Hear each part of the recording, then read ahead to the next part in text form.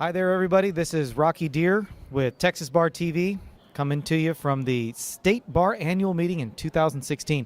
It is Thursday afternoon. We're sitting here with Teresa Martin. Yes, hello. Hi, Teresa. Glad to have you here. Teresa, tell us what you do. Several different things. I have a MBA and a JD, but I do not practice. I walk right up next to the line. I appreciate attorneys, but I'm meant to be on the creative marketing side of the line.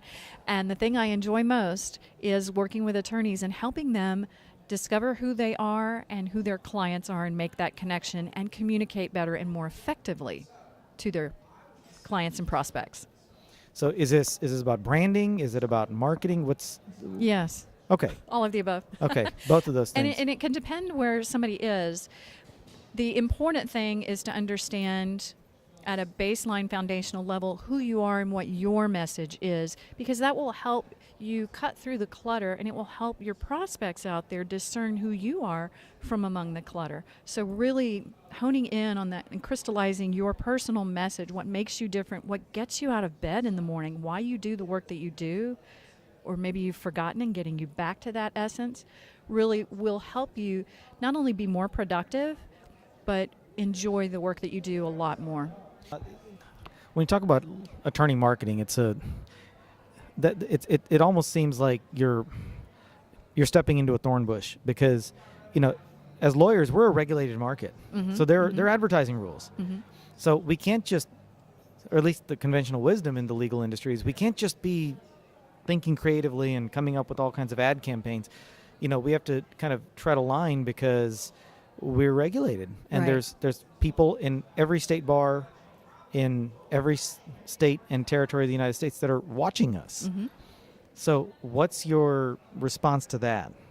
Well, for one, that is one of the things that I take very seriously and pride myself on by keeping watch of the state and ABA bar rules to guide the advice that I give to clients and attorneys that I work with, to help them know that the advice I'm giving them has already been compliant, or I've checked it out, and then they can it gives them a little peace of mind. That's for one. For two, it is highly regulated, but I was fortunate to hear Gene Major, the State Bar Advertising Rules, he's the director, mention that Texas, I'm not going to say that they're lax by any means, but Texas isn't scrutinizing every single thing that you do.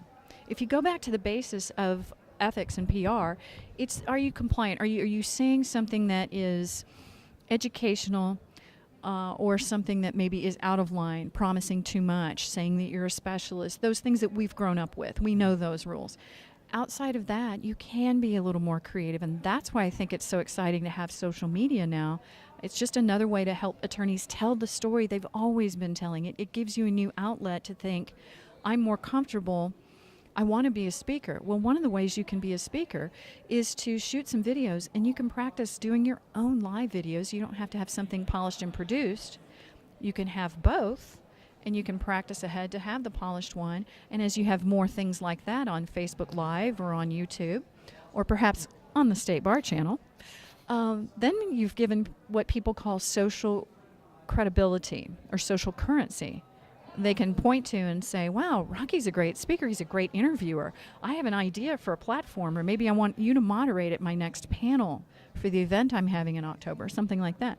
So that social currency helps them build their clientele and their prospects, and helps those prospects come find them. And then after they've done all their research online, all they really have to do is come meet you in person and confirm what they may already believe about you through the research that they've done because of the information you've already given them. So bottom line is, as lawyers, we're allowed to have logos. We're allowed to have colors on our web pages and our business cards. Mm-hmm. Because, as a rule, we tend to go with just, ivory or white, black type, and it's usually the scales that are the logos, right? Or the Lady Justice. Yeah, well, of course, Lady Justice, with the blindfold. Another thing that Gene mentioned this morning to remind the attorneys that were attending his presentation, you can't have a creative name for the firm, like Best Lawyers LLC. But you can have a creative URL. Sure. And so you can do the legal thing. So we've checked the box for the bar rules. But now as far as your URL, you can say Best Lawyers in West Texas. I think that might be pushing it a little bit, but you might have insurance attorney Abilene, for example. That might be your URL with a dash or something creative like that. Very, very interesting. It's definite food for thought. Well, Teresa, this was a pleasure. I Thank you, appreciate you Rocky. being out here. Hopefully you guys will have some food for thought. And remember, you can have a logo. It's okay. Yeah. Go do it. Well, thank you so much for joining us. Thank you guys all out there for watching. This is Rocky Dhir for Texas Bar TV. We'll see you next time. Thank you.